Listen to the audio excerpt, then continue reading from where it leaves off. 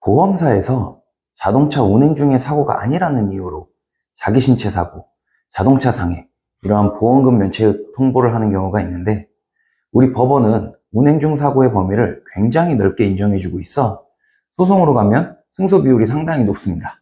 영상에서 자세히 살펴보시죠.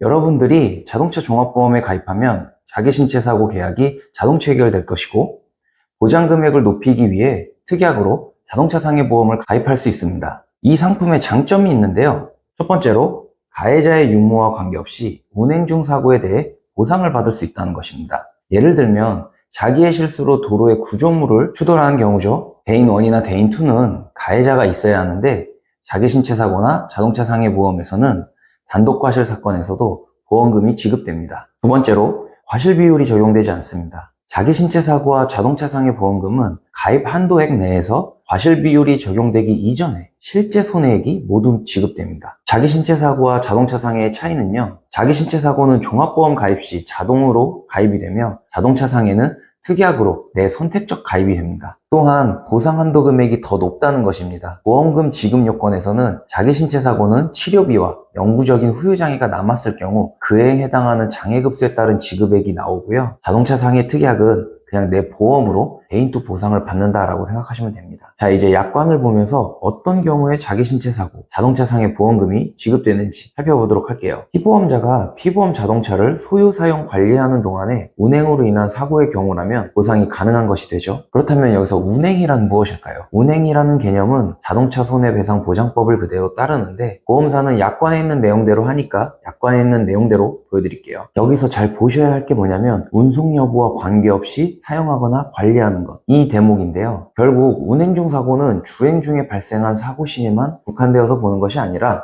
그 전후 과정에 발생한 사고도 충분히 해당될 수 있는 여지가 있다는 것입니다. 문제는 보험사가 운행 중 사고의 범위를 상당히 축소 해석해서 운전 중에 발생한 사고에 국한해서 보험금을 지급하고 있다는 것인데요. 법문이나 약관에서는 분명히 자동차를 소유 관리하는 동안에 발생한 사고도 지급한다고 되어 있는데, 이걸 굉장히 축소 해석하는 것이죠. 그런데 우리 법원에서는요, 운행 중 사고로 인하여 상해를 입었을 때라고 함은 자동차가 반드시 주행 상태에 있지 않더라도 주행의 전후 단계도 포함한다. 또한 주정차한 곳에 내재된 위험 요인이 사고 발생의 한 원인으로 경합되어 사람이 부상당한 경우에는 자동차의 운행으로 인하여 발생한 사고에 해당한다 라고 일관되게 판시하면서 자동차 수리 중의 사고, 승하차 사고, 특히 화물 차량의 경우 화물 상하역 중의 사고까지 모두 운행 중 사고로 봐주고 있습니다. 즉 굉장히 보상 범위가 넓다는 겁니다. 물론 차량에 타고 있다가 상해를 입거나 사망하였다 하더라도 그 사고가 자동차의 운송수단으로서의 본질이나 위험과는 전혀 무관하게 사용되었을 경우에 그때는 해당하지 않는다고 봅니다. 여러분들, 자기 신체 사고나 자동차 상해에서 운행 중 사고가 아니라는 이유로 보험사에서는 특히나 택배 차량에서 물건 상하차 중 사고, 트럭 화물칸에 포장치다가 발생한 사고 등등의 사고에서는 보험금 지급을 거절하는 사례가 많습니다. 이러한 유사한 사고를 겪으셨거나 자기 신체 사고나 자동차 상해 보험금을 청구하였다가 지급받지 못하신 분들은 저희 포유법률사무실로 연락 주셔서 자세하게 상담받아 보시길 바랍니다.